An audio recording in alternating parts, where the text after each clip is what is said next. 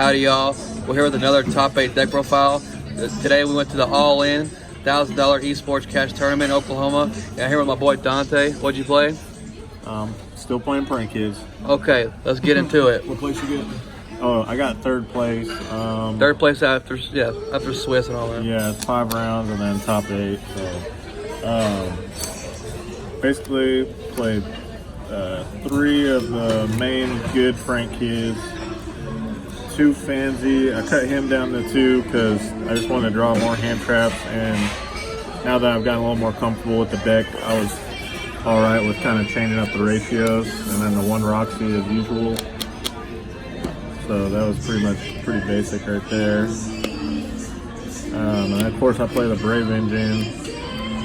This stuff is nuts, as usual, you know, just negating a lot of branded fusions with this, and I think one dude tried to bell me, just negate it with that. So Bell's running around pretty hard in the format right now, so you really need that negate.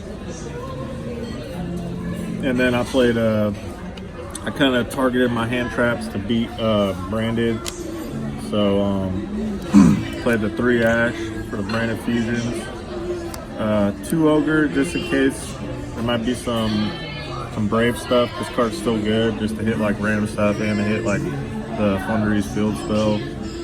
I played 2 Bell, and I would play 3 of this, but I don't want to open multiples since it's a hard once per turn, so I decided to go with the 2 DD Crow, so I had 2 and 2, but I never drew this card today, but it seemed like I was drawing this like back to back like all day, and this card was really nuts. So I really like this ratio here.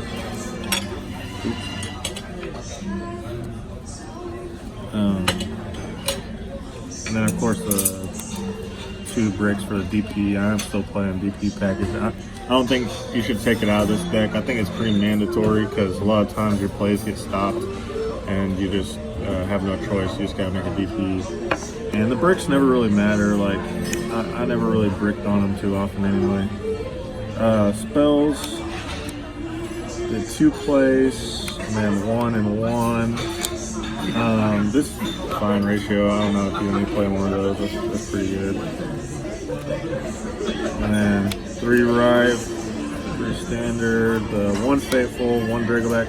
I thought about playing this at 2, but it's not really necessary, but it is kind of like good just in Prank Kids to chain block with this, so that's why I considered playing 2.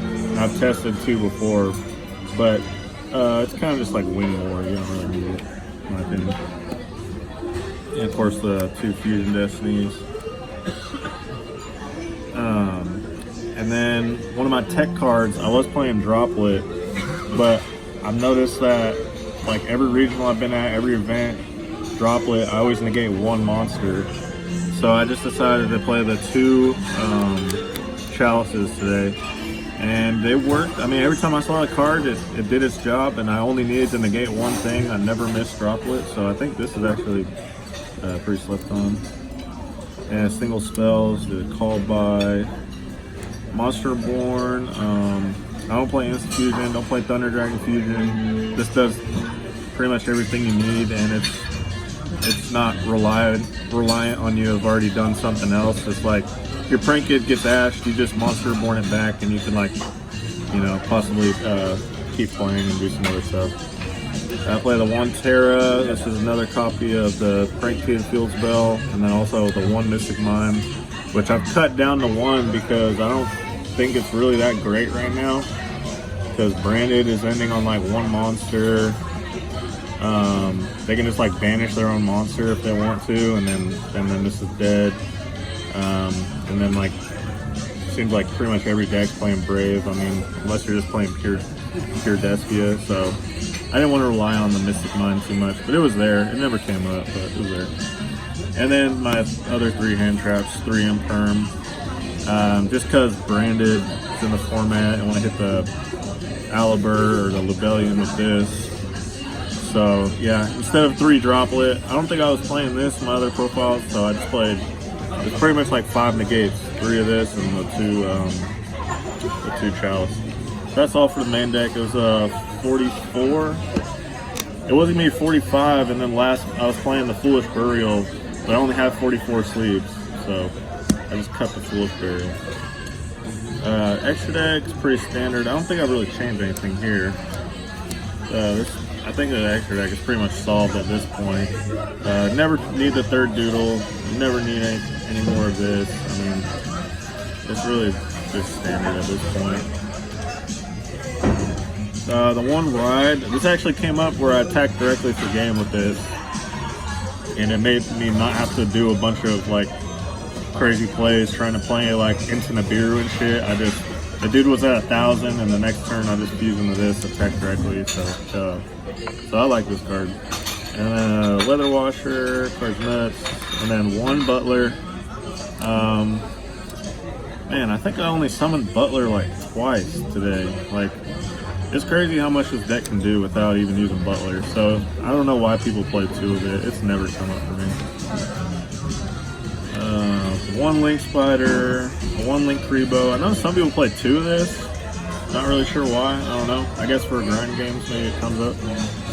Verte, Dark.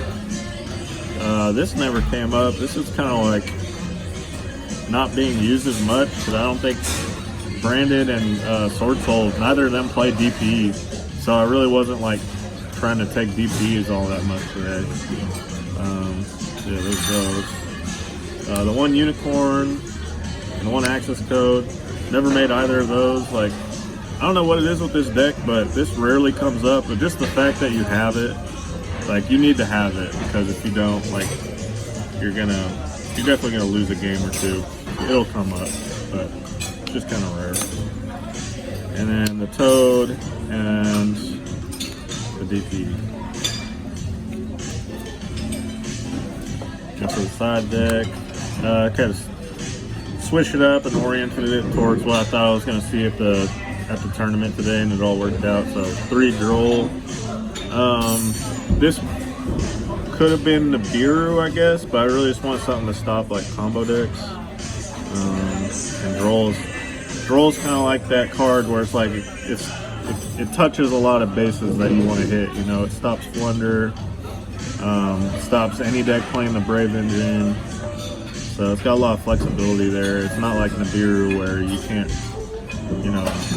put Nibiru in against Branded, but you could put this in against like Brave Branded, and it would do pretty well, I think.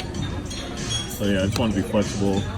And I played 3 Cosmics, a Reboot, and 3 Evenly. There's a lot of back row decks running around, a lot of Eldritch. And then Evenly is just like generically good. This stops the Thundery's Trap. I don't know, it stops Blackout. You know, it just stops a lot of engine traps right now. So I thought these ratios were pretty good. I don't even think I sided these in. I didn't play against any Eldritch, but these were coming in quite a bit. And then I played 2 Judgment. I mean, like every deck, like it's like pretty mandatory to play 3 Judgment, but I don't think there's really that many board breakers going around. And like, yeah, you might get hit with like a Twin Twister or something, but it really wasn't happening to me today. So I guess I got kind of lucky there. But I wanted to play 2 of this so I could fit the 3 deep barriers, because I knew there was going to be a lot of Branded and Sword Soul.